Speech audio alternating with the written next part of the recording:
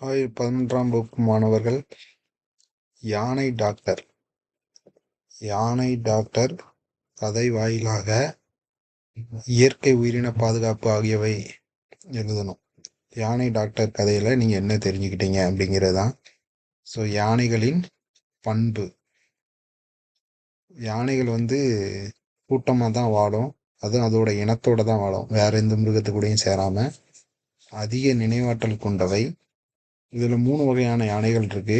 ஒன்று ஆப்பிரிக்க புதர்வெளி யானைகள், ஆப்பிரிக்க காட்டு யானைகள், ஆசிய யானைகள் அப்படின்னு ஒரு 3 இருக்கு இந்த உலகத்துல.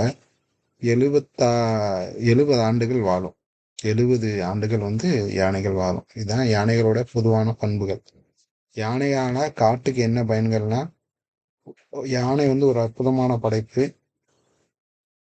ஒரு நாடு செழிக்கணும் அப்படின்னா கண்டிப்பா காட்டு விலங்குகள் தேவை.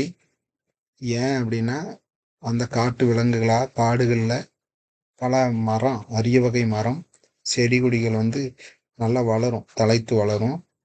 பல வகைகளில் பயனளிக்கும். நல்ல பயன், நற்பயன் அளிக்கும். காடுகளை மக்கள் என்ன செய்யணும்? பாதுகாக்கணும். நம்ம என்ன செய்யறோம்? அதாவது மனிதன் செய்யும் தீங்கு. அடுத்த தலைப்பு. சில கீழ்மையான செயல். யானைகளுக்கு மரணம் கூட ஆயிருது. அது என்னலான்னா, குடிச்சிட்டு அந்த குப்பிகளை, பாட்டில்னு சொல்லுவோம், அது எரியிறோம். அப்புறம் நெகிழிப்பையெல்லாம் வீசிட்டு போறோம்.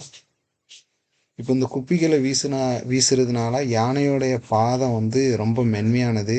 ஸோ அந்த குப்பிகளின் மேல கால் வைக்கும்போது அதுல அடிபட்டு கால்களுக்குள்ள அது புதைவதால், ஏன்னா கண்ணாடி பாட்டில் இல்லையா, கால்களுக்குள்ள நல்லா புதைஞ்சிரும். கால் வீங்கி சீல் பிடிச்சு இறக்கும். அதனால இதை ரொம்ப நல்லா தெரிஞ்சுக்கிடுங்க. குப்பிகளை குடிச்சிட்டு என்ன செய்யாதீங்க? எரியாதீங்க. அடுத்தது யானை வைத்தியம். யானைகள் கூடி வாழும் இயல்புடையது தான். இன்பத்திலும் துன்பத்திலும் இணைஞ்சே தான் இருக்கும். இதை இந்த இடத்துல மருத்துவர் சொல்றாரு. இந்த கதை மூலியமா அதை அறிகிறோம்.